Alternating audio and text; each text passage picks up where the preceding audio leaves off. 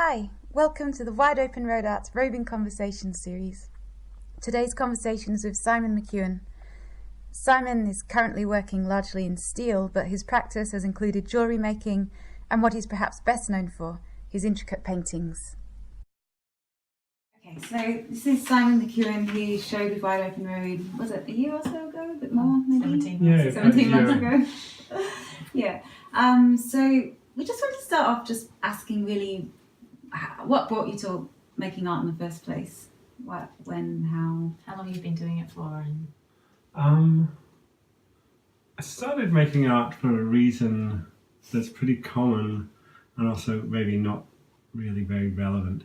So I started making art because I was good at drawing things. Yeah, I think that's common. Though, in contemporary practice it's not necessarily very central or useful. Well, it has been in your work, hasn't it? But it's what I work with. Yeah. So yeah. And so I guess, from a very young age I wanted to be an artist and a sailor, and I never became a sailor. Yeah. So You've pursued one of the big dreams. I pursued one of them. So there's never been a time when I've thought that that's not what I'm doing. Yeah, that's great. So there was no, big moment. With the drawing, I'm wondering with the drawing stuff if that's still something that's the case for kids today, because what you said about contemporary practice, not, drawing isn't necessarily always so relevant. I wonder if kids today who are good drawers still end up getting directed to it. Yeah, I'm not sure. I mean, I think it's still a pretty central part of at least early childhood education. But I do meet a lot of people who become artists for reasons that are not connected to any sort of encouraged artistic ability necessarily, but just because they're interested in the ideas and making things happen in the way that can be framed within contemporary art context. Yeah. But then I also meet a lot of people who go to art school because they have these technical skills and become very discouraged. And because it's really not the place for what they want to do. And they spend a long time trying to bend themselves to fit, I guess, the interests of contemporary practice. Yeah. And it's quite sad to see, because it's just, there's probably another path that's a lot happier. Yeah. Is it because of it's not the emphasis has shifted from, say, technique, and it's more on the conceptual, do you think, in art school? Is that what you're referring to, or is it something else? I mean, I think art school pedagogy is much more around kind of conceptual, so I guess experience oriented. Did you went to art school, didn't you? I did, yeah. Where did you go? I went to RMIT. Yeah, right, me too. So did you find when you were there that it was a very conceptual push, or did you feel like there was a reasonable amount of prac? I did the diploma course, so the TAFE course first, and then a degree. I think that might have been better, actually. So the not maybe so much focused on like technical skills, but the TAFE course was much more focused on production. Yeah. Whereas the university was much more focused on a long kind of conceptual introduction. And I guess, there's different ways of working. So some people often like to understand things by doing them. Yeah. And that's maybe a little bit harder to do within that particular sort of the framework of the bachelor degree. Yeah. So are these people that you were talking about that might have been your contemporaries that you say were disillusioned? Yeah. Yeah. I wonder what's happening now. No, I've noticed, like, I've got a friend who studied at RMIT, and then she went off and worked doing, I guess, like theming and sculpting. So I met her again when we were working on a casino project in Macau. Cool. So sculpting relief murals. And then she's subsequently gone off to study in Florence at a very traditional art school, and has been making very, kind of like effectively sort of Beaux-Arts, late 19th century academic art in a way. Fantastic. And Lovely. she's amazing at it. She's and also to sort of see how because we worked together 2005, 2004, so over the last 14 years, to see her skills, which were not inconsiderable, just developed to such a great extent. I think she's really happy with it. Yeah. And I guess that's the path that I see for a lot of the people, the more ideal path I see for a lot of the people who just really struggled. Because contemporary practice, while it's very diverse, it tends to be also quite narrow in its interests. Yeah. And it's also quite sort of fickle and fashion driven in its interests. Strong fashion element, isn't there? And that's kind of just an aspect of what it is. Well, can you describe some of the things that inform your work or are conceptual interest in your work? I guess it kind of, in a sort of conceptual way, leads on from what we're talking about, where I'm very interested in what happens to ideas when they become physically manifested. Okay. And the way in which they often become distorted or fail, or the interesting things that happen. Yeah. Fail in terms of their manifestation, or as ideas they fail? As in, maybe they run up against the real world and can't meet its demands. Or the kind of inherent blind spots become ever more magnified. When they get materialised. When they become material, when they start acting in the world on a large scale. So the problem with ideals, maybe, and how when they manifest it in everyday life, or they become earthbound, would you say, or? Yeah, and I guess maybe it's like a sort of. There's also maybe an argument against a kind of Platonic sense of there being an ideal world, there being ideal forms, that actually these things, they only really exist when you start doing them. Yeah, and they only reveal themselves as what they are by their manifestation. But they're different. But they are different to how people might have imagined that they were. Yeah. I was listening to an interview this morning with an artist who was saying that he, just one time he made a work that was directly from a dream. So he dreamed this object and then he made exactly the object, which I just think is so fascinating in terms of what you're saying, because it's like taking that total dream idea and then just like bringing it to reality. He was saying that was a really cool process and like a once in a lifetime kind of a process. Yeah, I wonder how he felt about the end result. Yeah, no, he was happy with it because it was exactly like it was in the dream, which is quite phenomenal. It is. I would imagine that normally when you take that ideal thing and make it, there'd be a gap, which is actually what's interesting, I suppose, I would think. Yeah. Yeah. And I guess that's what I'm interested in, the gap. Yeah. So why do you make art? I often ask about that. Yeah, I know, it's just, we all do, so I'm like... And, I've been going to see a psychiatrist lately who's been saying, you really just don't seem like you like doing this. You feel like it's like you're obliged to do it. Yeah. And I think, so why do I do it? I think I do it for reasons that are kind of conflicting, or at least there's a number of things that they're either the reasons why I do it or they're the things that step in while I'm starting to do it. So there's a kind of narcissistic ambition, which is not terribly helpful, but it is a sort of driving force. Yeah. I think, basically I do it because I think about it all the time. So I'm in the world, observing the world, and thinking about the world, how the things that particularly interest me might be thought of in an art context. So it's often channeled into that art aesthetic way of expressing or working things through. And so, for example, I've had a sort of long-standing art idea, which is some sort of clock that counts down to the end of the world, which is in about 5 billion years. let's say. That's when the sun burns up the earth. Mm. And so I initially thought of it as like a kind of LED countdown bomb that is battery powered, and the idea is that this thing will never last long enough to actually count down to its end, and everything will wear out. Futility of it.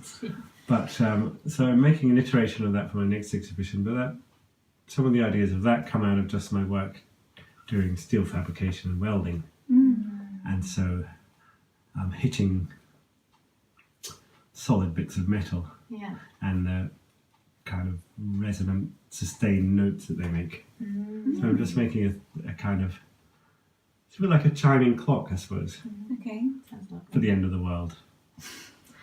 And so there's a kind of echo between the conceptual sense of the work that goes from 2018 to 5 billion years in the future as a kind of idea, and then these basically like a glockenspiel or cymbals, so this gongs. Something hits a bit of metal and makes a note, but then that note sustains for quite a long time and sustains past the perceptual threshold. So we kind of feel that it's still there, but it's gone. But then you kind of also, you have a conceptual sense that it is continuing to be there, or if you like listen very close. So the kind of, there's also a sustain of the ghost of the thing. The That's vibrational. a beautiful idea, and it would apply to so many things, like sort of emotional things as well, like the ongoing. Yeah. Yeah, that's beautiful. Reverberation. Or Yeah. something. I really like that. It sounds like a very complicated and like it might take some time. I think it's going to be quite simple. You do? Oh, great. It's going to be something that turns very slowly, Yeah. and some little hammers on pendulums, and a little thing will push the pendulum, and then the pendulum will swing back and hit a thing and go bing. That's the sound of the end of the world. Yeah, Boom. Happy little beings. yeah. So this is the technique that you would be using in a work like this. This is informed by what you also do, right? Because you're a jeweler. Is that? Yeah, I do. So one of the things you learn, unless you're just like super successful after you leave art school, is that you have to pursue things to get paid. Yeah. And there's a number of fields that you go into, and I've gone, in a way, I've followed a very kind of gendered path, where I have become an art technician, I've become an art installer, and then I also currently my main work is as a steel fabricator welder. Yeah, right. And I became a welder because I wanted to be able to make things and didn't break. Yeah. Where are you doing that? So I do that in Preston, at a place called Rock Martin. And what sort of things are you? All sorts of things. So we just made a big public artwork for Melton Oh, fantastic. Council. It's like an obsidian axe head, Oh, fantastic. but made, kind of abstracted, made out of steel, about 6 meters tall. Great. And then just installing some staircases. I've been making, everything from sort of quite high-end furniture to bits of architectural stuff. So did you retrain in this recently? I've been doing it since 2010. Okay. Oh, great. Relatively recently, but Yeah. long enough now that I'm relatively skilled at it. Great. Yeah. And before that I was a jeweler, Yes. and then I also currently have a job where I'm cataloguing antique silver Oh, wow. for a collector. For a collector. Gee. Well, you've got enough skills there to keep you... So these are all skills that I've developed, but they all kind of relate to art practice. So how does this go now that you have, is it a son, did you say? Yeah, I have a son. Does that mount the pressure for Yeah, survival? it depends. Like we're in an okay financial position, Yeah, so we're not, but it does need both of us, sure. to me and my partner. We both need to be working. And so that really leaves a kind of day a week at the moment Yeah.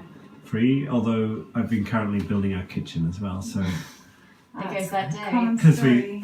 we bought a new house because we didn't have enough room in our old house now that we had a small person. Because you were in Brunswick, weren't you? Yeah, so we were in a 4 meter wide terrace, so it was a very skinny Big. little Geez, yeah. Where are you now? It's And tiny. now we're in Coburg, Oh, great. in a House. California bungalow. Oh, nice. Lot more room. You realise you'll be in Castlemaine next. That's the way it goes. It's like Yeah. Brunswick, Coburg. No, Yeah. except they own, so they don't need to Oh, yeah, move good around. point. Yeah, so If you were renting, you That's might. true, yeah, you're Yeah. right. Can I just ask you something? Sorry, I just want to go back to the point where you said that everything that you make, you kind of, or all day long, you see everything in terms of an art context, and that's sort of why you make art. Does that mean, when you say in terms of an art context, does that involve like a kind of an art audience and an art kind of scene? Like, is that community important to you, that world of other people making art or critiquing art? Is that part of what you're seeing when you see things? not necessarily when I talk about seeing things, but I mean, the art community and the conversations I have with people are, very important. Yeah. Very interesting. And also, I guess that would, I know a lot of people working in choreography and contemporary dance, so Yeah, great. also have very interesting Mm, sort of connections and conversations there. yeah. I've been a bit out of the world of looking at art lately. Very understandable. And also there's certain areas that I feel a bit alienated from. Where's that? So I guess, I haven't been to West Space in quite a while. Right. Is that because you're not feeling I'm feeling it for the program, or? I'm not feeling it for the artworks. Yeah. And I think it's fine to you encounter artwork and a kind of frustration and bamboozlement is a perfectly valid experience. Mm. And I guess, this is one of the things that makes people angry about contemporary art. Mm. They're just like, I don't understand that. Yeah. I feel like someone's laughing at me. Yes. Or, anyone could do that, so is there something I'm not getting? Or Yeah. are all these people stupid? Yeah. And I guess one of the things I don't understand is that lots of artists feel exactly the same way. It's the Totally, same yeah. experience Yeah. looking at art. Yeah. But also have to just, you approach it with the idea that people are being sincere in what they're doing. Yeah. They've thought through stuff. They've done it because they intended to do that. Might not be Very great, generous. That's a nice way to approach but but sometimes it's also just there's you go shopping for clothes. You know that 95% of all the clothes you're not even going to look at. Yeah. So you don't have to love everything. You don't have to be excited by everything. Sure. No. But it's good to be excited by some things. Yeah.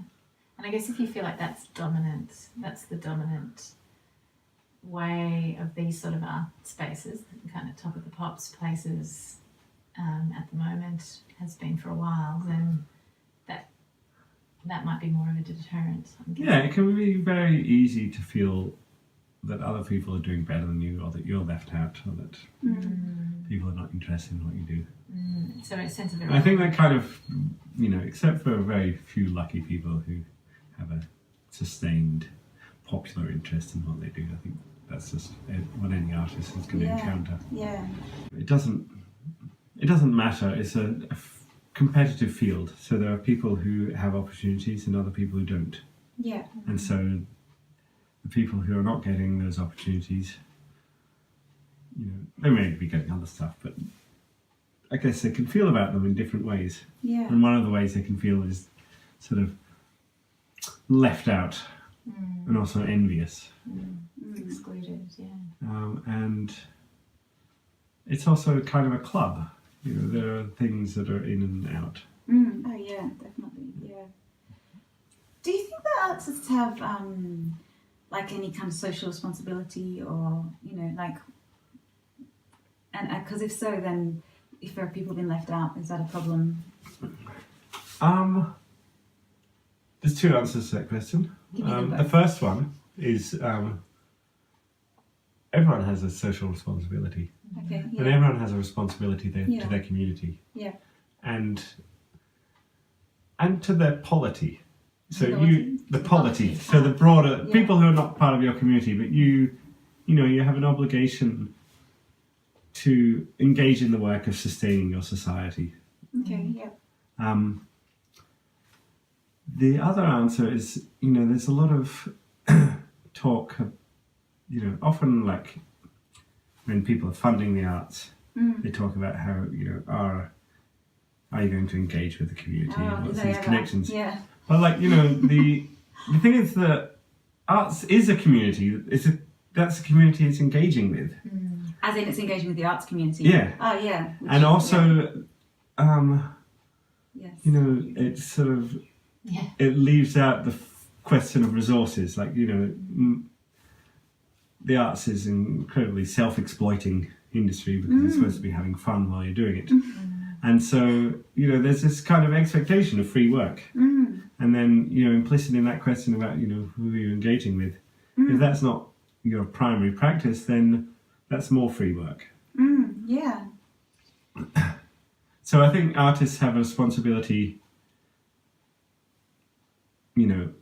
above, once we step beyond the responsibility of every individual, they have a responsibility to their own community because those people are the people who actually care about what they do. And they have a responsibility to each other to actually help That's so nice. make life sustainable for each other. Do you think it's there? Do you feel it? That sort of collaborative generosity? Yeah, I do. Yeah.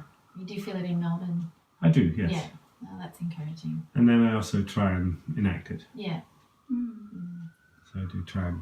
Give people a leg up if there's an opportunity. Yeah, let people know about things, help people if they need help. Yeah. That's great. It's wonderful. Do you think that the ability to sustain an art practice is, equally viable now as it was, say, 10, 20 years ago? You think it's got harder or easier? Got harder. Harder. I mean, there are two things that made it easier in the past. One was that property didn't consume so much of your income. Yeah.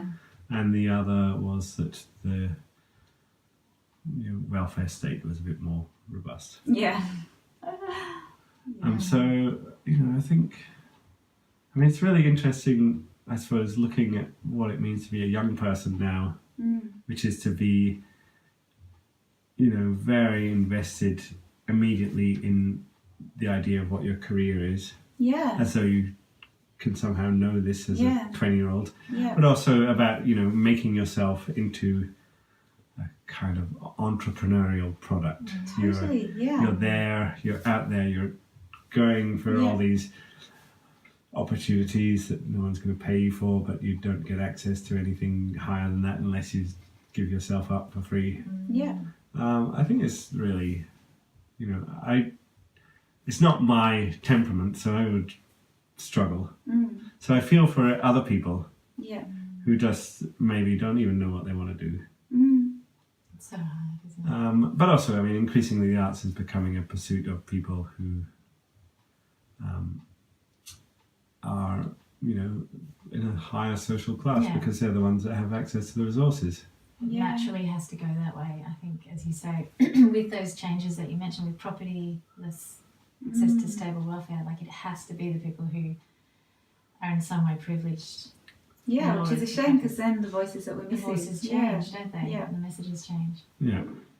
And also, I guess, the danger of that is because the arts is everywhere. People of all, classes, ethnicities, whatever, engaging in artistic practice. The artistic practices that are interesting to them vary quite a lot. So, you've got the whole world of, hot rod car, airbrushing, tattooing. You've got the, people are consuming, visual culture, watching Game of Thrones, really enjoying it, really getting into the visual world. Yeah. The conceptual world. But I guess, if you don't have ways for people who are not educated in a certain milieu to get into anything, then you just kind of get more upper middle class art from upper middle class people. That's just more and more. Do you have any sort of like key moments in your life as an artist, in your practice, that really shaped, where your practice has gone?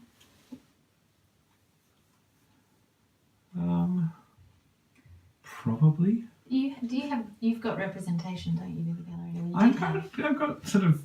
I've got ambiguous representation at the moment because I'm still nominally represented by a gallery that doesn't currently have a space. Ah, that is confusing. Ethereal gallery. Yeah, so... Do they have an online presence? Oh, I haven't checked for a while.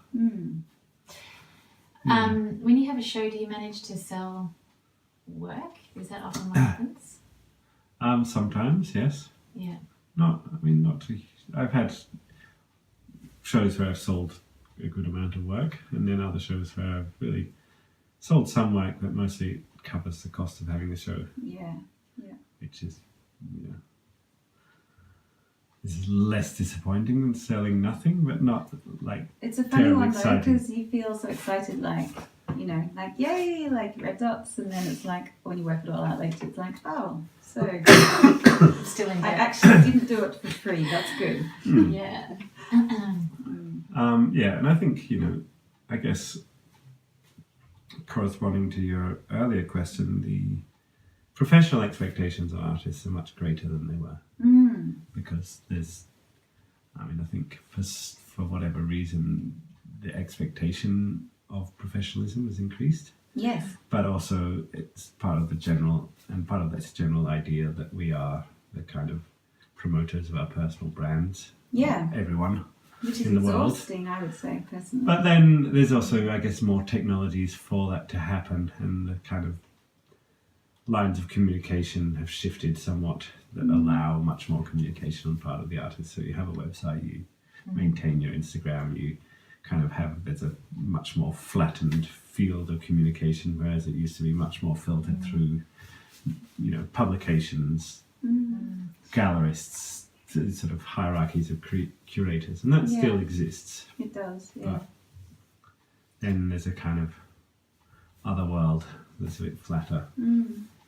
Yeah, they talk about more of a democratization of art in that respect, in terms of most people encountering art through Instagram rather than, say, a gallery space. Whether or not that makes it more viable in some way for people. One of my favourite things is going to big institutions and taking photos of people, taking photos to match the advertising Instagram. Yeah, the same photo. So people posing in front of the particular picture that was used to represent the show. So it's like, here I am done that. engaging, and this is how you engage with culture. Yeah.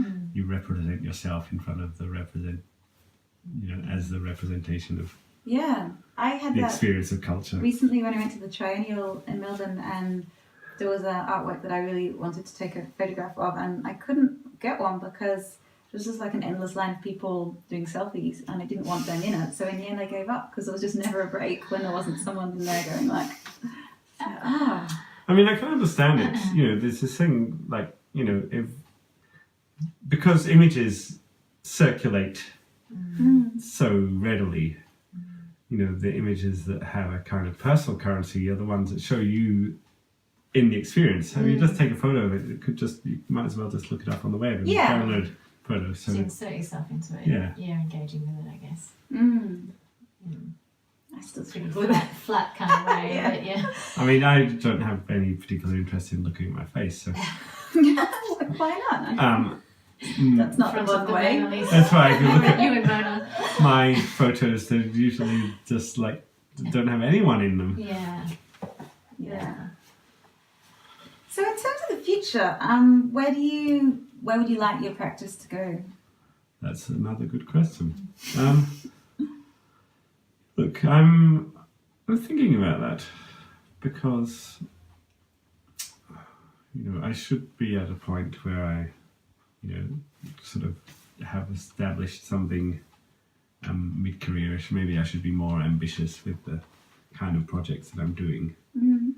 But at the same time, getting back to the kind of the circulation of images, but also the spectacularization of experience. I feel really ambivalent about devoting lots of resources to some kind of grandiose effect, I suppose. Okay. Being part of that spectacle making. Yeah, so it makes me wonder, what sort of artwork I want. How do I want it to operate? And then at the same time, because I've got this very young family, I'm not going to be super productive in the next couple of years. So I shall just think about it. An interesting phase. But I'm also just really bad at, like, good forward strategic planning. Yeah. It can go with the territory too. Most likely I will go and do a master's Okay. when I establish exactly what it is that I would do that about. But in art? Probably in art. Yeah. So could you see yourself teaching? That's another kind of giant Ponzi scheme where, people, because there are so few reasonably paid jobs for artists that allow them flexibility to pursue a practice, lots of people want to teach. So yeah, I would do it, but I'm not holding my breath given the number of people I know who are out there doing their PhDs, hoping to get some sort of teaching work. Yeah. And I don't know that it's necessarily sustainable.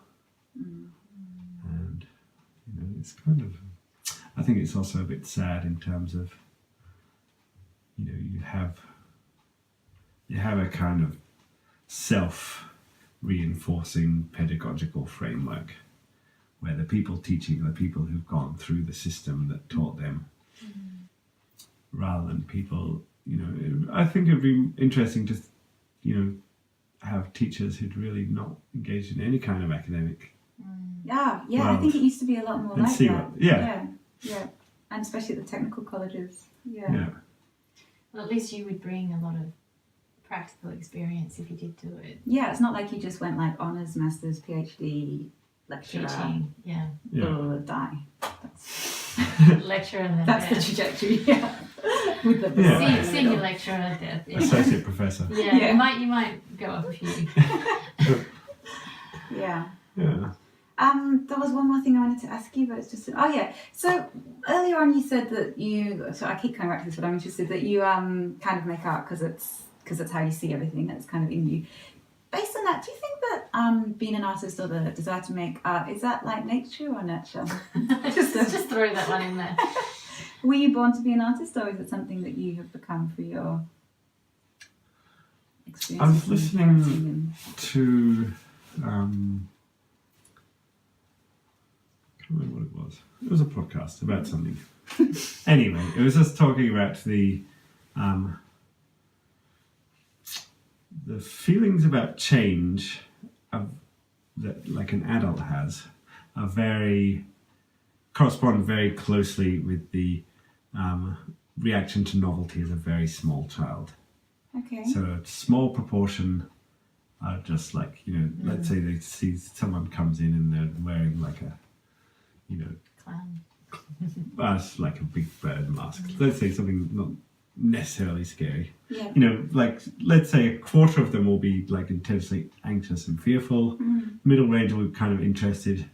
The other top quarter will be very sort of excited and interested. I think, there is probably an innate curiosity that encourages people, but I think more than that is just having people that encourage you. Yeah. Damn them. So I watched Nanette, Oh, yeah. Hannah Gadsby's, and she made this point which I've often thought about, which is like, Van Gogh didn't,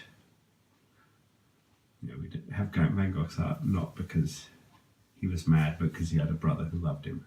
No, that's such a nice Beautiful point. way Yeah. of saying Yeah. So it's. I think people do it because they're interested and encouraged. I reckon that's. You happy to wrap it up? it. Yeah, sure. Thank you so much for talking to us. That's part of it.